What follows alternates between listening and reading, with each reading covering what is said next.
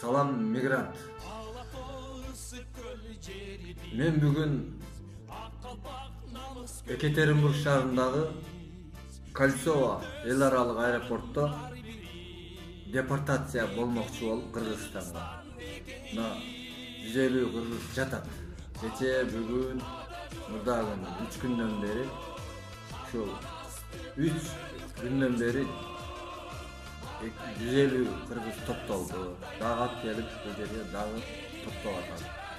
Башкача айтканда, ал жактан бул жака өзүңөр билесиңер кандай азап тозок менен келип атса, эми бул жактан ал жака карай дагы өзүбүздүн жол киребиз менен штрафтарды төлөп кайрадан кетип атабыз. Эмне үчүн кетип атабыз? Себеби баягы документтин туура эмес болуп калгандыгын кармап атат. Фальшивый документ. Экинчиси просроченность документов деп. Суроо өтүп кеткенде жүргөн кыргыздарды кармап атат. Анан негизинен ошол биздин өзүбүздүн эле документ жасагандар 100% гарантия деп туруп акчаны алып фальшивый документти карматып коет экен. Ошонун айынан көбү түшүп калып атыптыр. Айтайын деген негизги себебим кайрылуумдун маани маңызы ушул.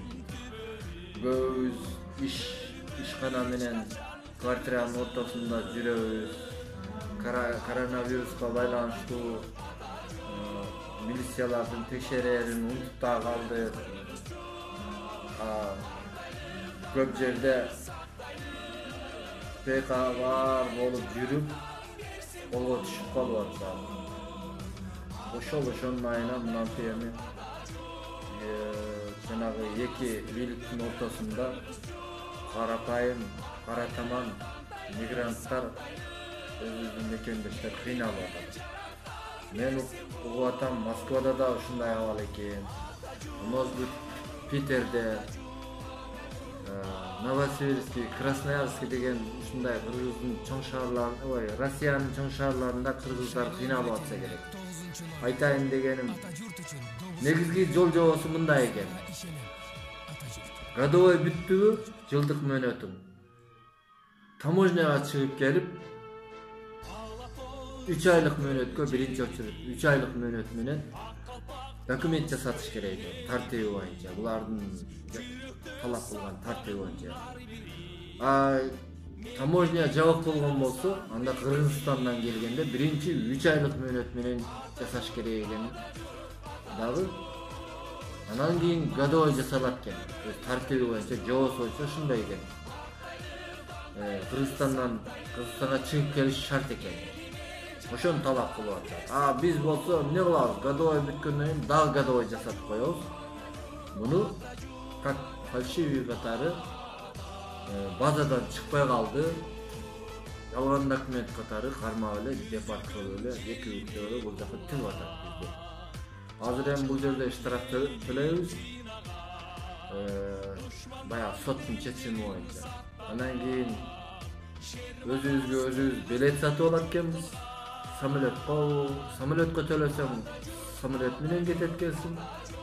Автобуска төлөсөм, автобус менен кетет экенсиң. Себеби азыр Казакстан менен Кыргызстандын границасы ачылып калган. Автобус менен да жүрүш мүмкүн экен.